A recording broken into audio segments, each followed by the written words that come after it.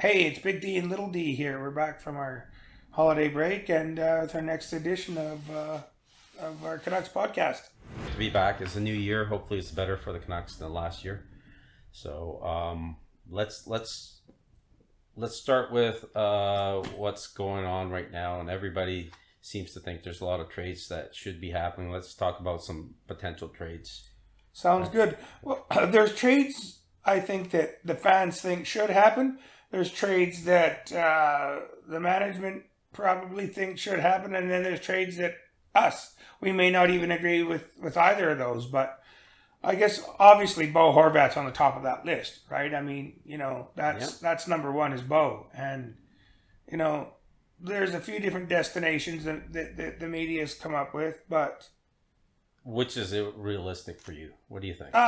you know what? I see Bo going somewhere where we might be surprised. I'll take a shot in the dark and say Buffalo. I say no. I don't think Buffalo needs him. No. And who are you getting back from Buffalo? Well, Buffalo thinks they got a chance, especially with Big Tage Thompson the way they are. You put him with Bo, that two goal scoring. They're too far off. Buffalo's way too far off to make a big play for Bo. I don't think. Where do you think he'd be headed? I think it's got to be a contender, maybe even a Colorado, but I know they don't have the cap room in Colorado right now, so they have to get creative there. Someone like the Rangers, who always end up doing something. Boston, for me, is a team that always does something big come trade deadline. They don't have any assets, though. That's the thing, right? What are you going to trade Bo for? What are you going to get? What are you expecting? What are you expecting in return, and what do you think that Jim Rutherford is expecting in return? I'm expecting a lot. Honestly, he's leading your team. He's one of the top goal scorers this season. He's, from all accounts, a very good captain. And he's not young, but he's not old either. He's middle-aged, middle career. And he's the kind of guy you want in your team. He's got the leadership skills. He's not going to be a disruptor. So, And his value's never been any higher. Oh, right? Exactly. And that's that.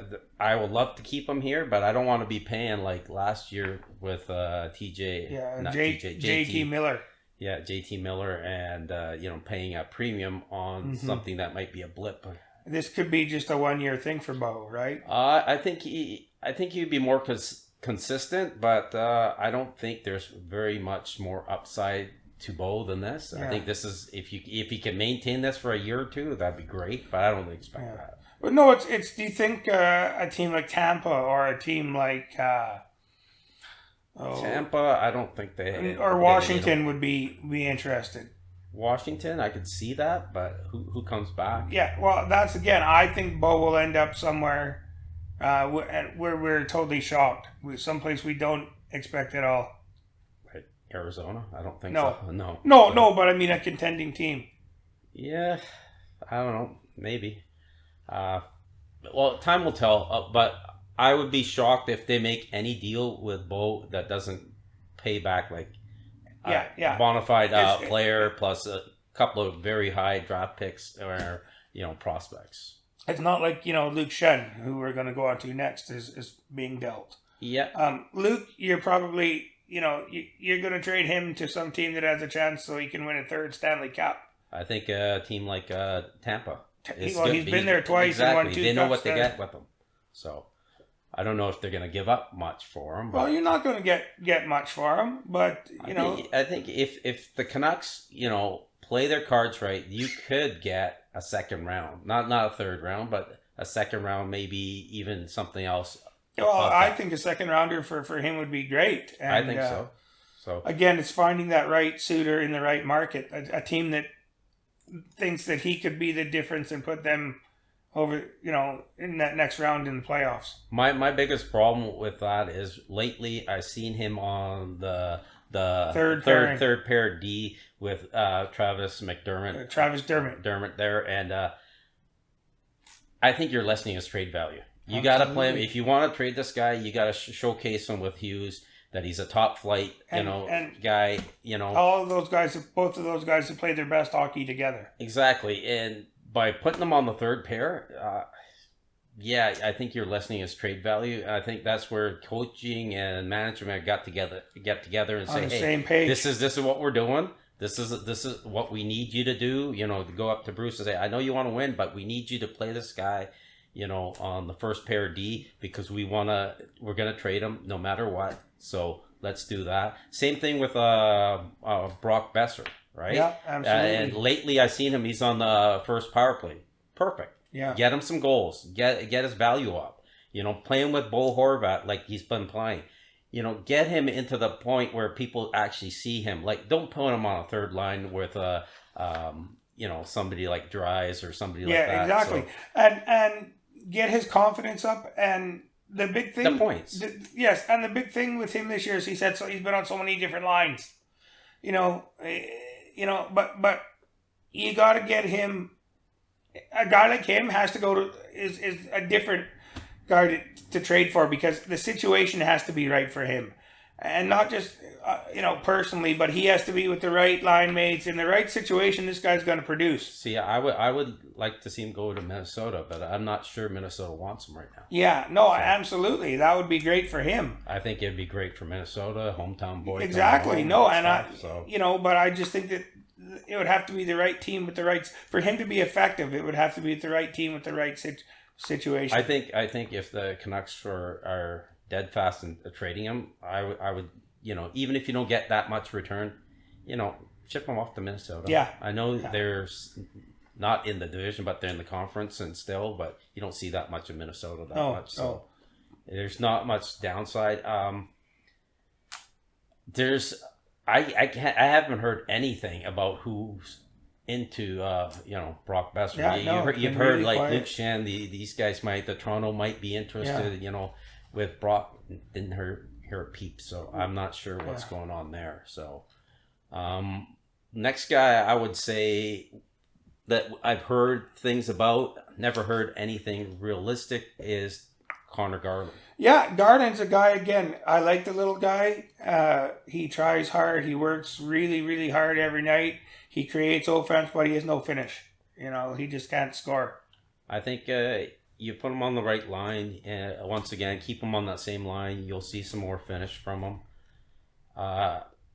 Once again, I hear Boston again, right? But I don't know. He's from Massachusetts, right? So, and Boston seems to be in everyone's thing, but I don't know what they're going to get. But I can see him going to a lot of different teams, right? Like I can see a lot of playoff bound teams going after, because I think he's one of those guys that can help a lot, and there could become a bidding war on him.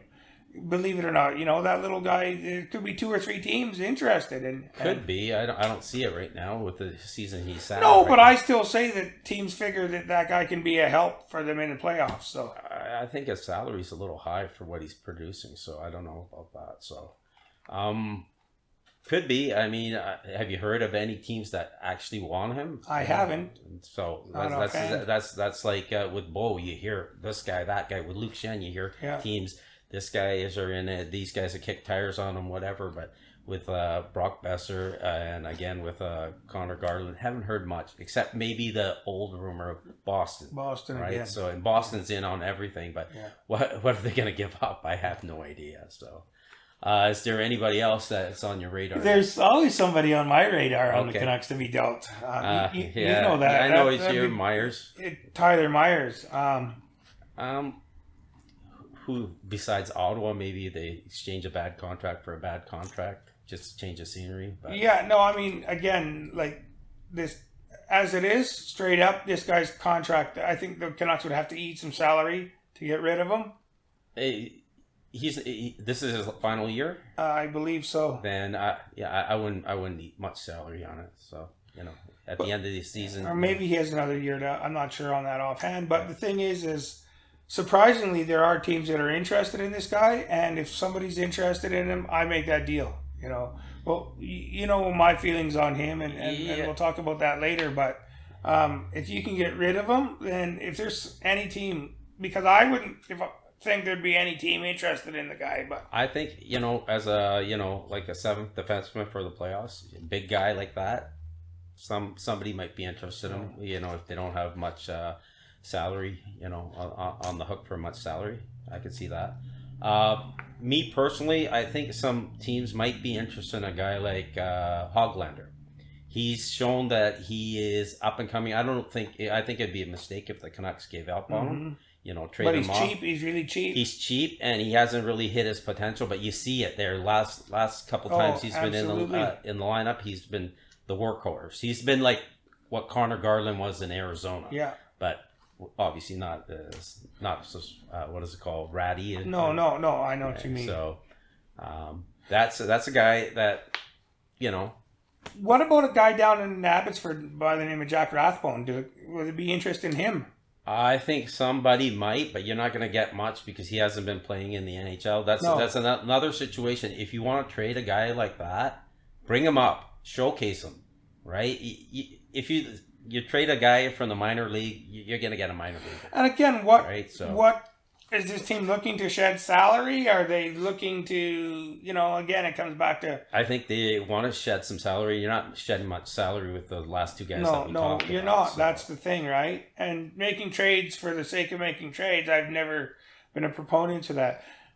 I guess if you're making trades to lose salary, then obviously what you're getting back is not going to be the same value. But yeah, but like... My thing is you can make trades just to lose salary, just if you have somebody down in Abbotsford that you want to bring up. And keep in the lineup. And I think there's two guys, the guys I'm going to say. Hoglander, he could be an everyday player. Yeah. You got a guy in Podkolzin that I'm very high on. I still really want to see that. He should be in the NHL every day. I think he's, like I said before, make that Russian line with all the Russians on it. Absolutely. Give him like 5-6 games. Find out what he actually can be. Put him at center, right? So, there's little things like that. Like if you're shedding salary and you're not getting much in return, it's to let these younger players in. And I know there's not much in Abbotsford that people are high on, but you got to give these guys a chance. I mean, especially when you. Right now, what are we, like 10 points out of a wild card spot? Yeah. And it's like now's the time to do it. Start it now, exactly. Right? Get some games, get a quarter of a season under. I know people want to wait closer to the trade deadline to make these deals. Sometimes you wait too long, like last year. They waited way too long for JT Miller, and they were like rumors and stuff. And they waited too long for the little American guy there that they had, the penalty killer. He ended up at the Rangers. He's in Ottawa. Tyler Mott. Tyler Mott. Yeah, exactly. Right? Yeah. They would have traded Tyler Mott in late January. Yeah. They could have got a lot more for him. Exactly. That's why I'm saying start making deals right now. Mm-hmm. Just say, okay, tell the guys, sorry guys, but we're out. Play for next season, whatever you pay for your next contract, but we're out. And make sure the coach is on board with us, so he's not. Exactly, and we don't know the trade really. Patrick Alvin doesn't really have much. Well, he has no trading history, but we know that Jim Rutherford's always been a guy in his past that's been very, very active, not just on deadline day, but making a lot of significant moves during the season, in-season moves. So I say start early, start making them. This team cannot stay the way it is. No, that's it. I mean, are we done with this one? What do you trade Thatcher Demko? I don't want to trade him right now. His value's right down. I could my thing. I would even trade Hughes. I know you won't like it. I would trade him. I would trade Demko. I don't think anybody. I would trade basically everybody except for Pedersen. If it came down to it. I love Kuzmenko. I don't want him to go, but if you can't sign him, trade him and move him. Yes, exactly. And get something of quality. You for could him. Get a good. Not a prospect. No, but you could get a good second. The guy could. You could get a good top 9. For I don't want a draft pick. No. I don't want, because draft picks are hit and miss. You could get a good top 9 player for him. Exactly. You're giving up a top 6 guy. Yeah. You want something. maybe a top 9 player. Yeah. I would say top 6 Yeah, myself. top 6, yes. But I mean, Top 6 bounce, plus yeah. plus another draft pick or Yeah. something on the side, because this guy's got potential, man. 16, 17 goals on the year. Yeah, so like as far as I'm concerned, nobody's safe on the Canucks. As far as Demko there, I don't want to get rid of him right now just because his value is way too low. Yeah. Because there's a team that I think that could really use him, but Who's that? Toronto.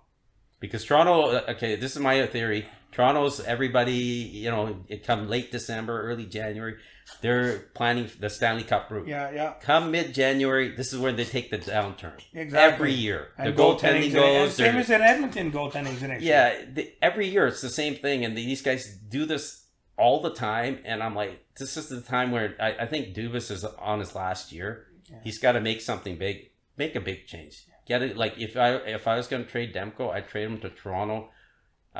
Take back Nylander.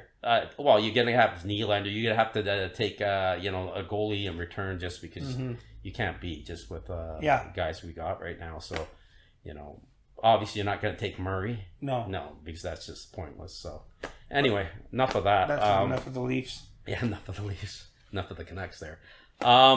Biggest difference between this team and last year and this team this year? Oh, well, that's a really, really good question, Peter, because the personnel isn't a whole lot different.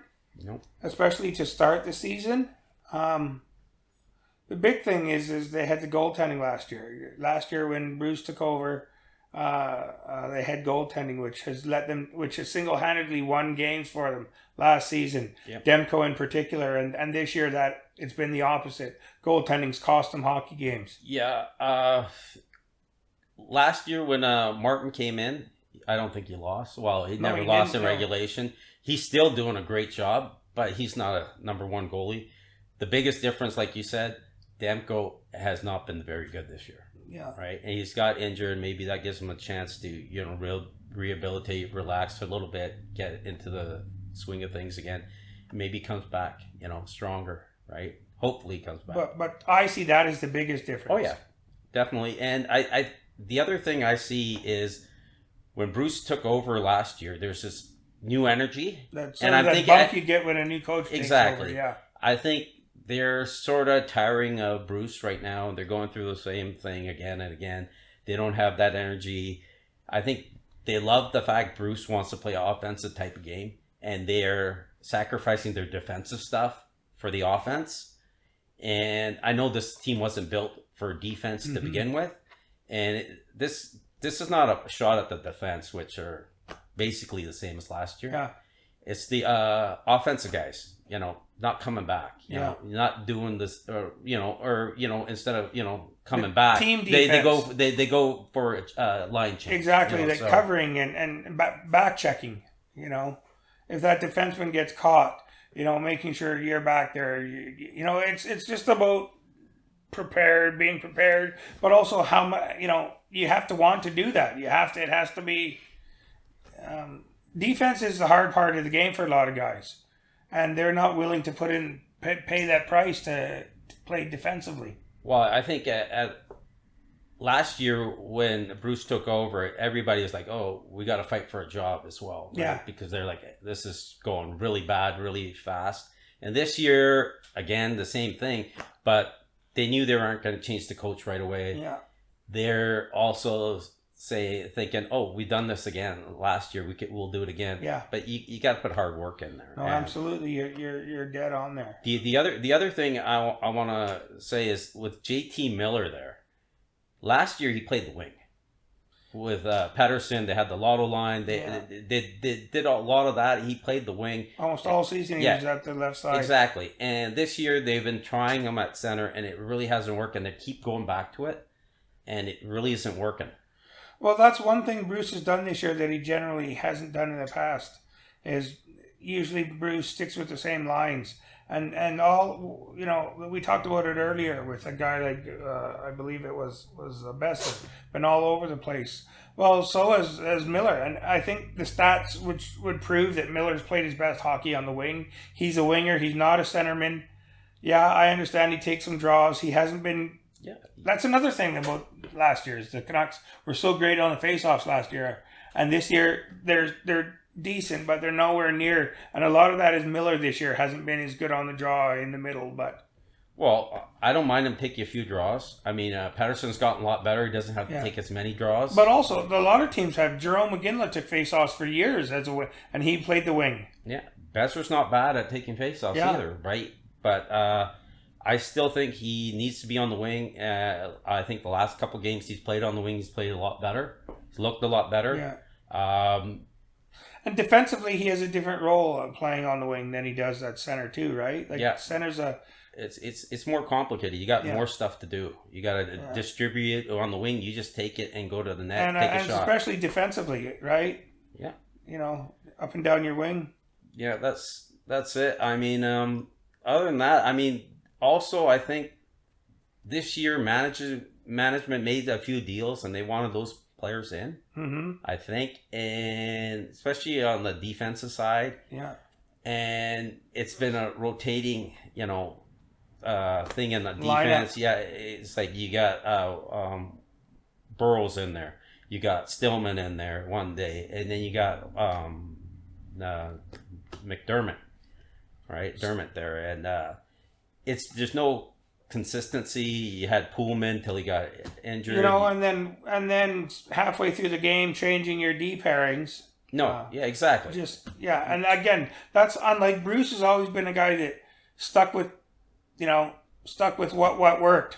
Like we said before, Shen's got to play with Hughes, leave Bear with Ekman Larson, exactly. Larson, and have the Dermott, Myers and whatever. Dermott, whoever's that 6D on the left side. And that also, it limits people from playing in the wrong spots, limits their time. It's all good. I mean, this year I know it's been a shit show basically.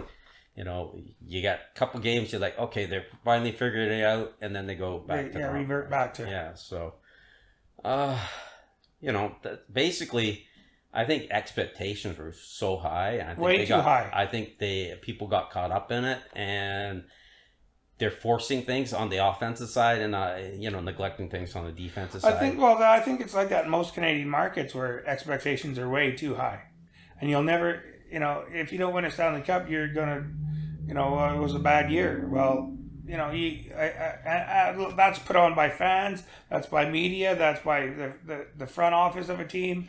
Well, I was of the same opinion. I thought they should have been better, and my whole thing, I remember saying this to you. Depends if we get our goalie to play right? Demko to play. That's my biggest fear is like Demko can't keep playing the way he's playing for that long, but he's been actually worse than I even expected. Yes. So I thought they would be around the wild card race all year, and right now it's not even close. So this year's a write off. I would say so. I'm thinking you got to treat it as a write off and. Start making some deals, get some guys, younger guys, take a look at whether you want these guys like, I like the guy, what's his name? The defenseman, number 3 there. Rathbone. Give him a shot. Give him like 5-6 games. See what you got before you relegate him to the AHL or trade him away for nothing. Right? He's playing I know what you got in Rathbone. Huh? I know what you have in Rathbone. No. I'm gonna share a story with you, and I don't know if I mentioned it to you. When we had Subban, the younger Jordan. Jordan. Jordan. Is it okay? He was an offensive defenseman. Yeah. Defensively, he wasn't good, and we had Coach Green there, and he's like, and he would come out there. You're trying to get rid of this guy. So build him up. Say he's like a young Ryan Rafalski or Brian Rafalski, whatever. Build him up. No, he's like, no, defensively he's crap. You kept shitting on him, so you got nothing for him. Yeah. When you actually made a trade and you got Dowd, I think, and somebody else, and you had to give up the draft pick. So you're saying that I should, if they're gonna move Rathbone, you got to talk him up. That he's another, he's gonna win.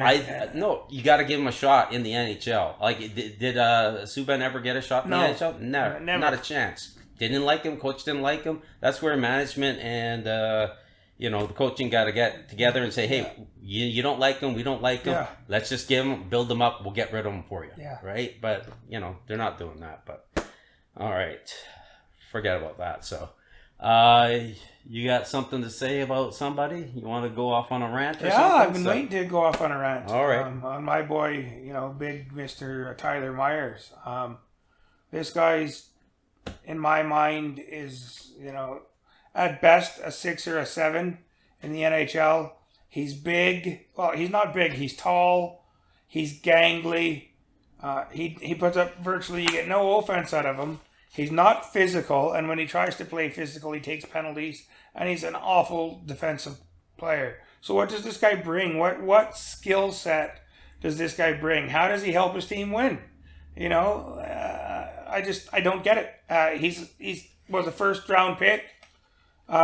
He's a guy that is loved for whatever reason. He's loved. The fans love him because the media likes him. But The fans love him? I don't know. I hear a lot of bad stuff. Good. Well, they should. Yeah. I just don't see what this guy brings to the game. You got to bring something to the table, as they say, to be effective. And this guy doesn't bring anything, and he's costing his team games. How many times do we see this guy falling down or down trying to block a shot, gets beat? He spends more time on his belly and his hands and knees than he does. He's not a physical guy. He's not that big mean guy. That's not in him. And when he tries to play physical, he takes penalties. He takes penalties because he's out of position. He takes penalties because he's slow. He just, he doesn't put up any points. And defensively, he's not very good. Like, what does this guy bring to your team? All he's doing is taking up a roster spot. He's the second most overpaid player in the game. You know who the first is. He's the second most overpaid and player in the game. As I said, this guy, to me, he's a good number 7, a 6 or a 7. But there's no way this guy should be playing anywhere near a regular NHL defenseman. I just don't see what he brings to the game, and that's why I said earlier, allegedly there are teams interested in this guy. I don't understand. Maybe they think differently. Maybe they see something differently than I do. But if he's shipped out, I'll be one happy guy. I've had since day one. I've had issues with him.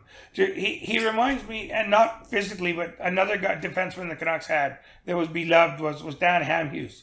Same thing. Didn't bring offense. Awful defensively and not physical. So what attributes you got to bring? You have to either be. You don't have to put points up. Okay. There's guys who are offensive. That's all they do. That's their one dimension. They're good at it. There's guys who are defensive. They don't put up any points, but they're really good defensively. Or there's guys that at least are physical. They don't do the other things, but they're physical. And he's none of those. Like, what is it? What does this guy bring to the game, to the table? Nothing. Well, I'm not going to say anything, but he was the Rookie of the Year. He was once, when he was in Buffalo, he was thought to be a very good offensive defenseman. He doesn't do anything. But lately, I haven't seen any of that, and I don't know exactly. He's every night I blame him, even when he's on the bench. But most nights he's on the ice when the goals are scored. And the last game he was on the ice for 2 goals, and one of them he was on his belly, and the other one he was on his knees. So, yeah, all right. My thing is, lately, unless you've been under a rock, you've heard all this stuff about JT Miller. If you haven't heard, you haven't seen it in the last couple of weeks, he was coming back into his defensive zone. They're down behind the net. Yeah, they're down a goal, and he's yelling at the Colin Delia, their backup goalie, to get off the ice. Then he slams the stick on the back of the net, and people are just like, losing their shit. What is he doing? And he shouldn't do it. I'm not saying he should, but this is the same guy that was swearing on the ice, and hey, a couple of years ago. What's changed? What's changed? Yeah. Nothing's changed. He's the same exact person. The only thing that's changed is back then they were winning a little bit, right? So people like, he's got fire. He gives a shit, whatever. And now that they're not winning, everybody's on him. He's the exact same person. Nothing's changed. He's the exact same person that he was, and all these people, oh, you shouldn't do that. He's showing up as goal. If he goes down the ice and they score, everybody's going to say, look at JT Miller. Yeah. He cared so much. Yeah. He drove those. No one would have an issue. They lost, right? Yeah. Now everybody, oh, well, he shouldn't. I don't think he should. I think it's a dick move, but that's the way he always is. Yeah. It's not. He hasn't changed. My biggest thing was a couple of games later against Calgary when he wasn't back checking. Yeah. He lost the puck and he's just slowly moping back, and those guys go down and score. On the second goal, he's like loses the puck slowly, not even in a hurry to get off the ice, right? Yeah. If you're gonna be, yelling and screaming at people, right? You gotta be. You gotta, show that you're showing some hustle there. Exactly. I'm more concerned with that than him, yelling at the goalie or doing these little temper tantrums. Mm-hmm. And I don't blame him. That's his personality. Yeah. He's an alpha. He's going to do this. But as you said, that's the same guy. Exact same guy. My thing is, the problem that the Canucks have, there's nobody in that room to reel him in and say, hey, you can't do that shit. That's a Bo Horvat job. Say, hey, man, what the hell are you doing? Get him aside. Bo's not that kind of guy. He leads by example. Says a few things. He's not like that. Henrik Sedin wasn't that guy. We need somebody that could just say, hey, get your ass off the ice. Take him aside. No, don't do it publicly. No. Just take him to the side and say, hey, that ain't going to work. You're going to do that shit, you're off the team. Exactly, whatever. Yeah. I know that he can't do it. Bruce ain't going to do it. People are just going off on him. He's the exact same person. The only thing that's different this year than a couple of years ago when he was all beloved, he's got a new contract. He's going to be. The team is losing. Well, yeah, the team's losing. He's got a new contract. He's going to be paid like $3 million more. It hasn't even kicked in yet. And I think any contract. I know you're not going to like this, but any contract a player gets, he deserves. Somebody gave it to him, I would take it. I know you got your issues with Darnell, and I'm not going to get into that, but he earned it. The team was willing to give it to him. I have no problems with him making $8 million next year. This year, he's only making, 4.5 or $5 million? Five, yeah, somewhere around there. Somewhere around there. He's making it, and people are like, oh, he's like this, he's like that. He's the exact same player he was last year. The only thing is, his offensively, he hasn't put up the numbers. He's not bad offensively. I think he's almost a point a game. Yeah. So, he's not doing bad. It's just like, well, they're losing their shit on that. I'm like, JT Miller is the exact person he was last year, or he was the year before. And the only way you're going to change that is if you have a captain or somebody that says, hey, assistant or somebody else. Hold him accountable. Yeah, that holds him accountable and say, hey, if you're going to yell and scream, what the fuck are you doing there, right? Yeah. So it's just like, with these people on the internet just losing their stuff about it.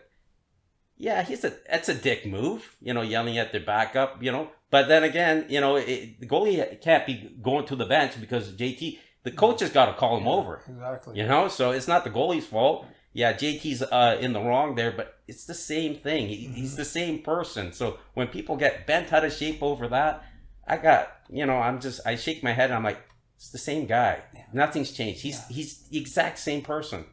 The back checking the couple of nights later, I have a bigger problem with. That's just lack of effort. That's laziness. Lack of effort, laziness, whatever you want to call it. That's what it was. And personally, I like JT Miller. I would like him on my team. Mm-hmm. I know you're gonna say, "Oh, $8 million too much." That's. I'm not saying that guy because that guy brings a lot of different attributes to the game. Exactly. You just need a captain or some leadership on the Canucks that holds him accountable, right? Yeah. Earlier in the year, he had a little thing with Shen. Shen, I think, put him in his place. He did, yeah. Yeah, one guy on the team, but it's not Shen's job to do that. He's not assistant. He's not that. Or the coaches. The coaches got to say, hey, like earlier this year, Ethan Bear was, a healthy scratch for some comments he made, maybe, possibly, about the team and the culture in the dressing room. Same thing. JT Miller should be held accountable too. Just because he's one of your top 6 players doesn't mean he's leadership above. Group. Exactly. So that's my 2 cents on JT Miller. He's the same person he's always been. people are just blowing this up because he's getting paid more next year, not this year, and the Canucks are losing. Yeah, that's the biggest thing. My biggest thing is if they had gone down down the ice and scored a goal, no one would have said nothing. No. Nothing. They would have said, "Yeah, he's just showing some forgot fire." about. Oh yeah, he's showing some fire. He had urgency. He knew what he was doing. That's why he was yelling. They got scored on. Everybody makes a big deal about it. That's it. I mean, that's the Canucks season. That sums up It sums up the Canucks season this year. Exactly. So we picked a great year to start this too, with the way the Canucks are playing this year, right? Like it's a new year. Well, okay, but I mean, start our podcast with the way this season is going. It gets lets us rant and rave just like everybody else. No, it's good because if things were really good, I'd be. Well, if things are good, it'd be actually we'd be like, yeah, look at the Canucks. We have a chance. I still have to get my digs in there on. Well, then we could talk about Darnell, right? And then we could talk about Darnell and Toronto or what have you, right? So. It's been. Hopefully, the Canucks listen to something we say or do something and actually, just say, call it a season and start doing what they should be doing. Yeah. Take a look at some prospects, make some deals, see what they got. Tell us what your plan is, management. If you're listening, what is your plan? Come to the media and say what your plan is for this. This season and the future. I don't care if they say what their plan is or not. I think you don't tell anybody. You're saying actions speak louder than words in this situation. That's what I'm saying. Show us something. That's it. You don't have to tell us anything. Just show us. Then show us. Let us know. Because right now we don't know. Well, yeah, exactly. We don't know. So, anyway, hopefully you guys enjoyed this episode and. Share some comments, some likes. Remember subscribe. To subscribe. It helps us. Hit that notification bell and that like button. And hopefully we have something better things to talk about next week. All right. See ya.